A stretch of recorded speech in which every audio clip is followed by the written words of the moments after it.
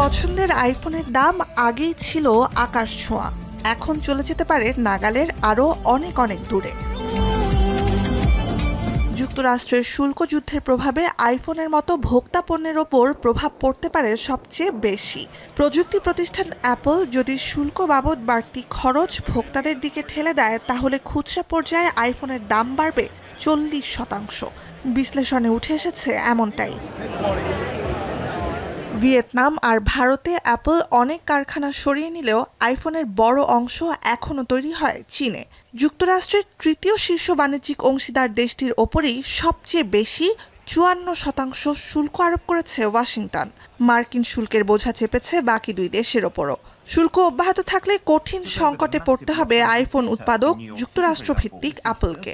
বৃহস্পতিবার পুঁজিবাজারে 5 বছরের মধ্যে সর্বোচ্চ দরপতনের শিকার হয়েছে অ্যাপল। বাজার মূল্য কমেছে 9.5%। Consumer's not going to pay it all. The manufacturer is going to pay some of it. The currency is going to eat some of it. সবশেষ মডেল আইফোন 16-এর সস্তা সংস্করণের দাম $800, যা বেড়ে দাঁড়াতে পারে $1142।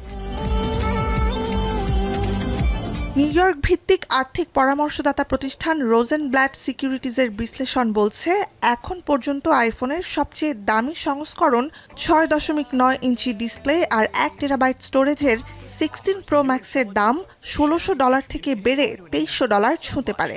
সস্তা বা দামি দুক্ষেত্রেই 43% বাড়তি দাম গুনতে হতে পারে ভোক্তাদের। সম্ভাব্য মূল্যবৃদ্ধির জেরে অ্যাপলের স্মার্টফোনের বাজার পড়ে গেলে সে বাজার ধরার সুযোগ লুফে নিতে উঠে পড়ে লাগতে পারে দক্ষিণ কোরীয় tech giant Samsung. It's higher costs around the world. It'll flow through to consumers, it'll flow through to businesses. বছরে 22 কোটি আইফোন বিক্রি করে অ্যাপল। সবচেয়ে বড় বাজার যুক্তরাষ্ট্র, চীন ও ইউরোপে।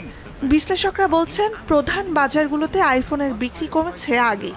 অনেক ক্রেতাই বিক্রেতা প্রতিষ্ঠানের সাথে চুক্তির মাধ্যমে 2-3 বছর ধরে আইফোনের দাম পরিশোধ করেন। প্রতি বছরের মতোই আসছে সেপ্টেম্বরেও আইফোনের নতুন সিরিজ 17 বাজারে আসার আগে পুরনো মডেলের দাম না বাড়ানোর অনুরোধ অনেকের। নুজহাত কামাল, এখন বিশ্ব। বান্ডেল থাকলে প্রতি সেনমানিতে টাকা বাঁচবে। বিকাশ সেনমানি বান্ডেল কিনে জিতুন প্রতি লেনদেন।